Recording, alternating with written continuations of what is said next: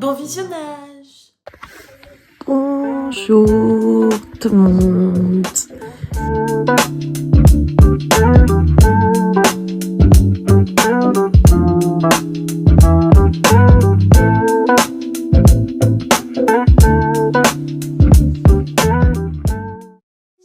N'importe quoi pour te plaire. Oh, je disais n'importe quoi pour te satisfaire.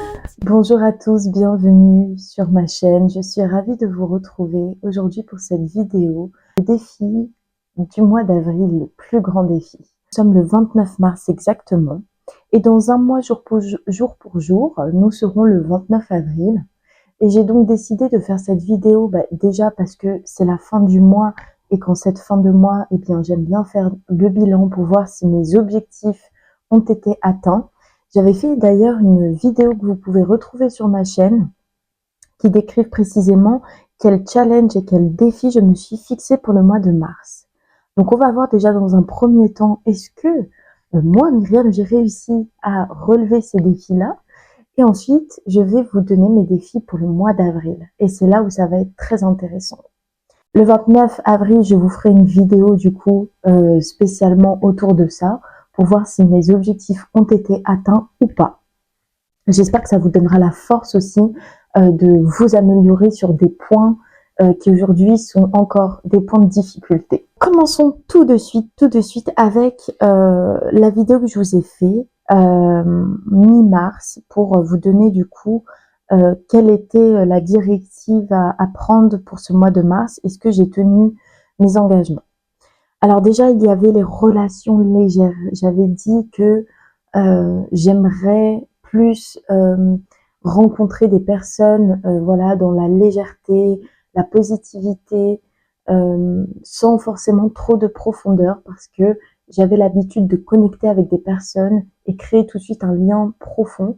Et au final, est-ce que c'est bien, est-ce que c'est mal? J'ai pas vraiment d'avis là-dessus. Je dis juste que j'avais besoin de voir l'autre aspect qui ressemble plus à de la légèreté, à des connexions parfois un peu futiles, mais qui font du bien. On n'est pas obligé de s'engager émotionnellement dans ce type d'amitié. Donc pour ça, je vais le cocher parce que mes relations se sont vraiment améliorées. J'ai pu faire la rencontre de magnifiques personnes avec lesquelles je travaille notamment. Et je vois bien que ce sont des relations qui sont plus ou moins saines, où la communication s'apaise de mieux en mieux. On peut parler de sujets profonds, mais sans pour autant créer une forme de dépendance ou quoi que ce soit. Donc ça, je coche, bravo. Ensuite, sortir de la zone de confort des lieux auxquels on est habitué. Et je sens que j'ai encore un long parcours là-dessus. Je pourrais pas dire que en un mois, ça y est, c'est bouclé, on passe à autre chose. Pas du tout. Je pense qu'il faut que je continue mes efforts parce que oui, j'ai fait un pas vers la nouveauté. Je me suis retrouvée quand même dans un bar à chat, chose que j'aurais pu y penser mais ne jamais le faire. Mais j'insiste sur le fait qu'il y a d'autres choses à voir, à vous voyez, comme par exemple, ça fait un moment que je réfléchis, que je pense à intégrer un cours de danse ou un cours de pole dance ou je sais pas quoi. Et j'ai pas encore fait les essais, donc vous voyez, c'est en continu, c'est en cours.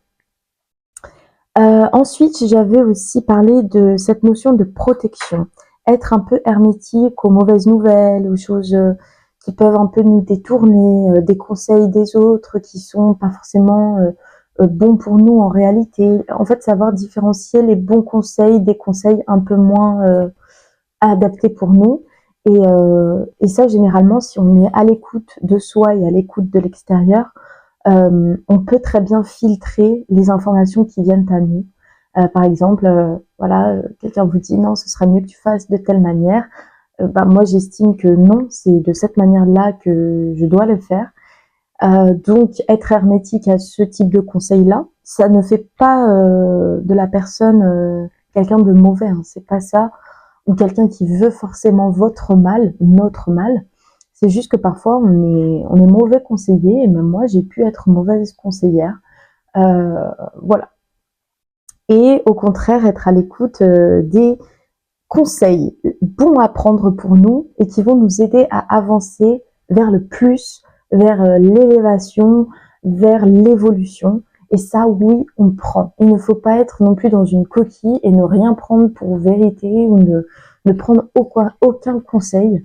Je pense qu'il y a toujours cette notion d'équilibre. On va en arriver aux choses sérieuses.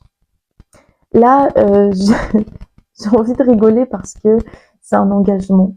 C'est pas quelque chose que je prends à la légère. Et forcément, le fait que je sois assise en train de vous parler et de vraiment vous énoncer mon engagement là-dessus prouve que c'est pas rien et que c'est important et que quelque part je peux pas me défiler parce que sinon le 29 avril je vais être là face à mes manquements et je vais être en mode bah les gars, j'ai rien à vous dire de plus. Vous allez comprendre pourquoi. J'aime me fixer généralement des défis et des challenges sur le plan personnel, professionnel aussi, bien évidemment, et sur mes qualités humaines, essayer de devenir voilà une personne plus équilibrée. Et là, pour ce mois d'avril, révélation. Eh bien, je me suis dit, ok, là, c'est pas porté sur tes qualités ou sur ton travail ou quoi, puisque bah là, j'essaye au mieux de faire le taf, mais c'est lié au physique.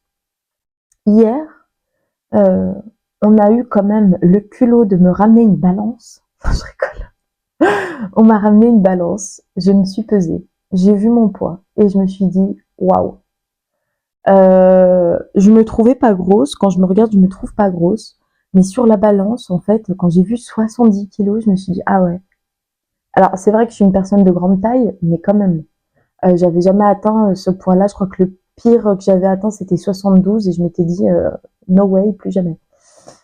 Donc du coup, l'objectif numéro 1 pour le mois d'avril, le grand défi ultime, c'est de passer de 70 kilos à 67.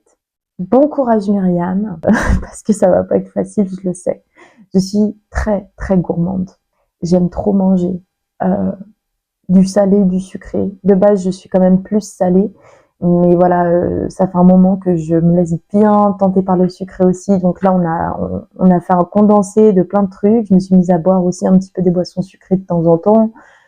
Et là, je sens que je dois lever le pied. Le mois d'avril arrive, on est au printemps, bientôt l'été. J'ai envie d'être fraîche quand même en bikini. Donc voilà. On passe de 70 kilos à 67, non négociable. Vous êtes témoin. Ensuite, le deuxième objectif, et je vous le précise, tous les objectifs d'avril, je vais pas m'en mettre une montagne. Là, ça va être vraiment porté sur le physique, sur le corps. Mon corps a besoin de quoi? Il a besoin d'eau. Donc, deuxième objectif, boire de l'eau, que de l'eau, beaucoup d'eau. 1,5 litre, voire 2 litres par jour. Ensuite, troisième objectif, troisième challenge, ça va être le café. Je suis une personne qui aime boire du café, pas seulement pour me réveiller, mais aussi, Myriam, elle aime bien le goût du café. Et donc, je me suis dit aussi, lève le pied. Donc, j'ai le droit à un café par jour, que ce soit à la maison ou à l'extérieur. Si j'ai bu un café le matin, plus de café jusqu'au lendemain. Je sens que ça va être marrant. Le pire, c'est que vous allez me suivre dans cette aventure parce que pour passer de 70 kilos à 67, il va falloir que je travaille, il va falloir que je me mette au boulot. Donc forcément, je vais refaire mes vidéos de sport et vous montrer mon quotidien en train de souffrir. J'ai aussi noté comme quatrième objectif, privilégier les fruits à la place des gâteaux. C'est mon ultime et quatrième challenge. Alors peut-être que pour vous qui me regardez, c'est facile parce que vous êtes déjà dans ce un peu eat fit. Mais pour moi, c'est pas tout à fait le cas, même si ça l'a été un moment. Il y a eu aussi beaucoup de laisser aller et j'avoue que ça m'a fait du bien, mais là, ça suffit.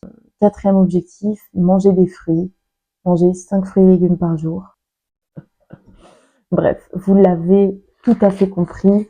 Ce sont 4 challenges très importants pour moi. Vous allez me suivre, vous allez me voir, et le 29 avril, on sera forcé de faire le bilan. Comme je vous l'ai dit tout à l'heure, je ne pourrai pas fuir devant mes manquements puisque le 29 avril, j'ai bien noté que je devrais prendre mon poids sur la balance, donc ne pas tricher.